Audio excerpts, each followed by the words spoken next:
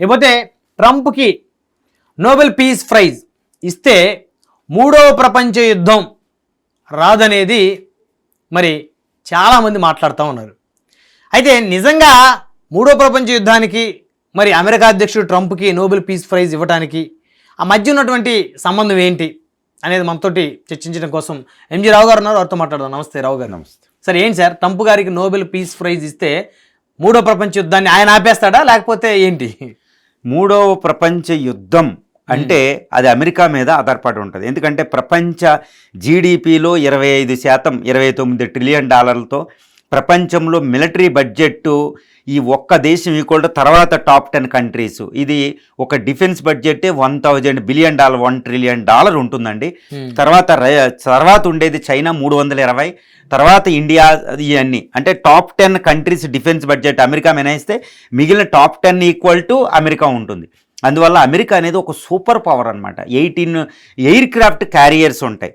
ప్రపంచంలో 14,000 యుద్ధ విమానాలు ఉంటాయి. ఇండియా చూడండి 3,000, ఒక 4,500 చైనా ఉంటాయి, ఒక 5,000 రష్యా ఉంటాయి. ఈ ఒక్క దేశానికే. తర్వాత ప్రపంచవ్యాప్తంగా 750 మిలిటరీ బేసెస్ ఉంటాయి 80 దేశాల్లో. అంటే ప్రపంచంలో 5,000 అణ్వాయుధాలు దాకా ఉన్నాయి. అంటే అమెరికా అధ్యక్షుడు అంటే అమెరికా ఆధిపత్యం వల్ల ఇంత ఉంటుందన్నమాట. ఈయన ఏదనుకుంటే ప్రపంచంలో అదే సాగుద్ది. రాజకీయంగా, ఆర్థికంగా, సామాజికంగా, ముఖ్యంగా మిలిటరీ పరంగా అమెరికా అధ్యక్షుడు ఏదనుకుంటే అది జరిగిద్ది. కాకపోతే అన్ఫార్చునేట్లీ ఏంటంటే ఇప్పుడున్న డొనాల్డ్ ట్రంప్ ఏంటంటే ఈయన ఒక క్యాప్రీషియస్ పర్సనాలిటీ. అసలు ఈయన ఏం ఆలోచిస్తాడు, ఏం మాట్లాడతాడు, ఏం చేస్తాడు, ఆయనే అంతుపట్ట కింద ఉంటుందన్నమాట. ఒక సైకో అనే పదం ఉపయోగించకూడదు. దౌత్యపరంగా ఏంటంటే ఒక డిఫరెంట్గా ప్రవర్తిస్తూ ఉంటాడనమాట. ఎవ్వరికి అంతుపట్టడు. అగ్రరాజ్యం ఉంటుందన్నమాట. ఆయన వైట్ హౌస్లో జెలెన్స్కీ సమావేశంలో, మళ్ళీ అదే వైట్ హౌస్లో సౌత్ ఆఫ్రికా ప్రెసిడెంట్ రమపోస్తో మాట్లాడేటప్పుడు ఆయన వ్యవహార శైలి డిఫరెంట్గా ఉంటుందన్నమాట. కాబట్టి కానీ ఈయన మొదటి టర్మ్ 2017 నుండి 2021, ఇప్పుడు మళ్ళీ రెండో టర్ము జనవరి 2025 మొదలైంది. ఈ మొదటి టర్ము రెండో టర్మ్కి కాస్త డిఫరెన్స్ ఉంది. మొదటి టర్మ్ ఏంటంటే ఈయన పిచ్చిగా పనిచేశారు, అందుకే అమెరికా ప్రజలు ఓడించి పంపించారు. తర్వాత రెండో టర్మ్ వచ్చేటప్పుడు జో బైడెన్ పరిపాలన అంతా అస్తవ్యస్తంగా ఉండడం వల్ల, యుద్ధం మహిమ అవడం వల్ల నేను యుద్ధాలు ఆపుతాను, ప్రపంచ శాంతికి నేను వస్తున్నానని చెప్పేటప్పటికి అమెరికా ప్రజలు కూడా మెచ్చుకుని కమలా హారిస్ని పక్కన పెట్టి మరీ ఈయనకి అధ్యక్ష బాధ్యతలు ఇచ్చారు. కానీ ఈయన అధ్యక్షలోకి వచ్చాక నాకు నోబెల్ ప్రైజ్ అంటారు. అసిమ్ మున్నీర్తో కూడా నామినేట్ చేయించుకున్నాడు. పాక్ ఆర్మీ చీఫ్ ఒక రోగ్ నేషన్తో, ఒక బెగ్గింగ్ నేషన్తో, ఒక టెర్రరిస్ట్ కంట్రీతో దిగజారాడు అనుకోవాలి, ఆయన నామినేట్ చేయించుకున్నారు. ఆయన అది అనేటప్పటికి పొగుడు ఆయనకి రెడ్ కార్పెట్ వేసి వైట్ హౌస్ వేశారు. తర్వాత రెండో విషయం, తర్వాత ఈ బెంజమిన్ నెతన్యాహు ఇజ్రాయెల్ ప్రెసిడెంట్ ఈయన నామినేట్ చేశారు. ఈయన కావాల్సింది నోబెల్ పీస్ ప్రైజ్ కావాలి. కానీ ఆయన మాటలు నోబెల్ పీస్ ప్రైజ్ వచ్చే విధంగా ఉంటాయి, కానీ చేతలు మాత్రం యుద్ధాలను ప్రోత్సహించే విధంగా ఉంటాయి. ఎందుకంటే ఆయనకు ఒక స్థిరత్వమైన దౌత్య విధానం ప్రపంచవ్యాప్తంగా లేదు. రెండోది ఏంటంటే ఈయన మొదటి టర్మ్లో ఈ ఇరాన్ యొక్క శాంతి, ఈయనకు ముందు ఒబామా, ఆయనకు నోబెల్ పీస్ ప్రైజ్ వచ్చింది. ఆయన నిరాయుధీకరణకి, అంటే యాంటీ అణ్వాయుధాల నిరోధీకరణకు, తర్వాత ఎన్విరాన్మెంటలిజానికి, తర్వాత ఎన్నో యుద్ధాలు ఆపడం వల్ల ఆయనకు నోబెల్ పీస్ ప్రైజ్ వచ్చింది ఒబామాకి. అది డెమోక్రటిక్ పార్టీ ప్రెసిడెంట్. ఆయన చేసిన ఈ ఎన్విరాన్మెంటల్ యాక్ట్ అమెరికా సిగ్నేచర్ చేసి దాంట్లోంచి ఈయన బయటకు వచ్చాడు. తర్వాత వరల్డ్ హెల్త్ ఆర్గనైజేషన్ నుంచి ట్రంప్ బయటకు వచ్చారు. అంటే ప్రపంచ శాంతికి ఉపయోగపడే వరల్డ్ హెల్త్ ఆర్గనైజేషన్, ఎన్విరాన్మెంటల్ అంటాడు, ఇలాంటి వ్యవస్థల నుంచి ఈయన అమెరికాని బయటకు తీసుకొచ్చేసాడు. సో ఈయనకి లేదు. తర్వాత ఒబామా టైంలోనే ఆల్ గోరే అనే వైస్ ప్రెసిడెంట్ కూడా నోబెల్ పీస్ ప్రైజ్ వచ్చింది. ఆయన ప్రపంచ ఎన్విరాన్మెంటల్ కోసం, పర్యావరణ హితం కోసం పనిచేయడం వల్ల. ఈయన రెండింటికి ద్రోహం చేశాడు. సో ఓకే, రెండో టర్మ్ యుద్ధాలను ఆపుతానని వచ్చి చాలా యుద్ధాలను ఆపడానికి ప్రయత్నం చేస్తున్నది ఉక్రెయిన్, రష్యా. కానీ అది విఫలం చెందుతున్నాడు, ఇంకా ఆపలేదు. ఈ మధ్యలో ఇజ్రాయిల్ గాజా మీద దాడి చేస్తూనే ఉంది, గాజా యుద్ధం ఆగలేదు. తర్వాత ఈ మధ్యలో మళ్ళీ ఇజ్రాయిల్ ఈ యుద్ధం వచ్చింది, ఇరాన్ యుద్ధం. అదేదో సీజ్ ఫైర్ అన్నారు, కానీ ఈయన ప్రమేయం వల్ల ఎక్కువ ఆగలేదు, అది ఆటోమేటిక్గా ఆగింది. తర్వాత ఇండో పాకిస్తాన్ యుద్ధాన్ని ఈయన ప్రమేయం లేకపోతే నేనే ఆపానని 15 సార్లు చెప్పుకోవడం జరిగింది. ఇప్పుడు భారత్ పాకిస్తాన్ కాల్పుల విరమణ కూడా నేనే ఆపానని చెప్తున్నాడు ఈయన.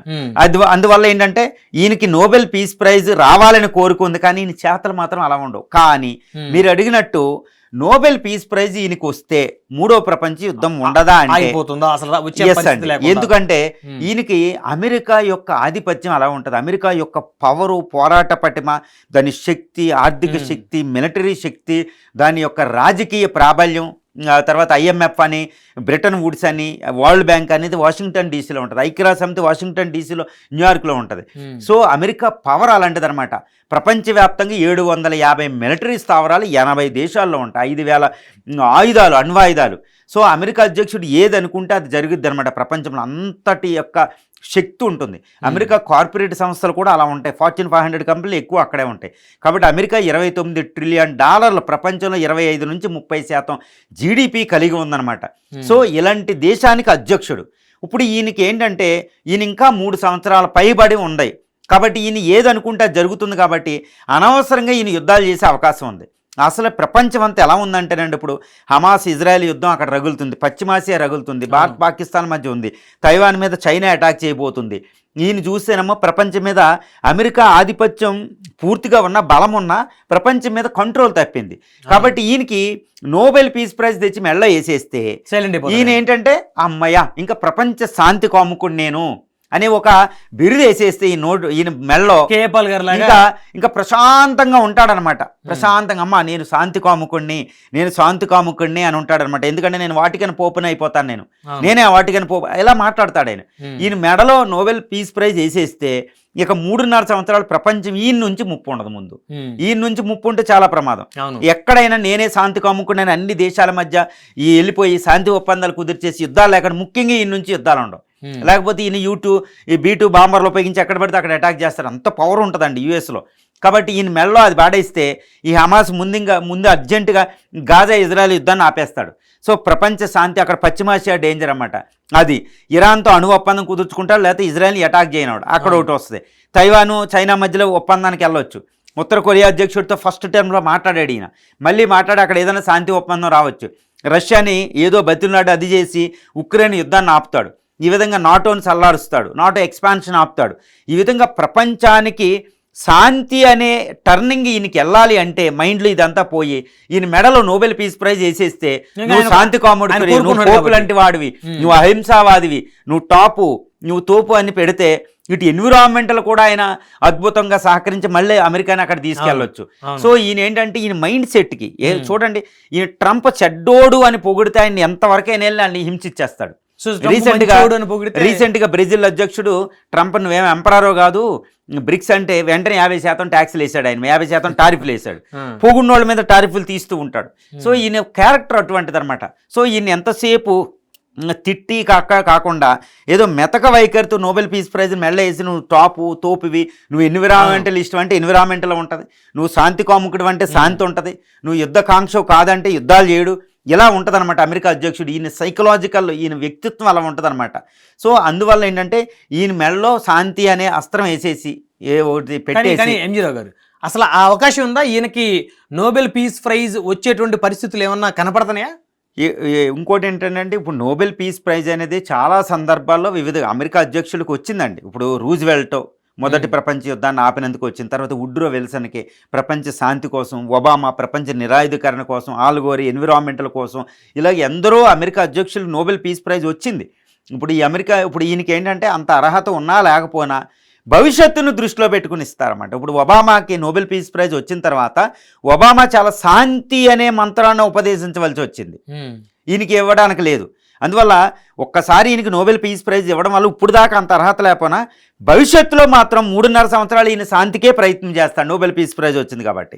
సో ఈ విధంగా ఈయన భవిష్యత్తు దృష్టిలో పెట్టుకుని, అంటే అమెరికా అధ్యక్షుడిగా ఈయనకి అంత అర్హత లేదు ఇప్పుడు ప్రజెంట్ చెప్పాలంటే, నోబెల్ పీస్ ప్రైజ్కి అర్హత లేదు. కానీ భవిష్యత్తును దృష్టిలో పెట్టుకుని ఈయనకు దారం తాగలేయాలి, ఒక అవార్డు మైళ్ళలో పెట్టాలన్నమాట. సో అమెరికా అధ్యక్షుడు కాబట్టి ఇవ్వచ్చు. ఇప్పుడు చాలాసార్లు ఈ చేసి చేస్తూ ఉంటారు, కొంతమందికి అనర్హులు కూడా వచ్చిన సందర్భాలు ఉన్నాయండి. కానీ ఈయనకి మాత్రం నోబెల్ పీస్ ప్రైజ్ ఇవ్వడం వల్ల భవిష్యత్తును దృష్టిలో పెట్టుకుని నోబెల్ పీస్ ప్రైజ్ ఇవ్వాలి. సో వచ్చే 3.5 సంవత్సరాలు ప్రపంచంలో శాంతి ఉంటుంది.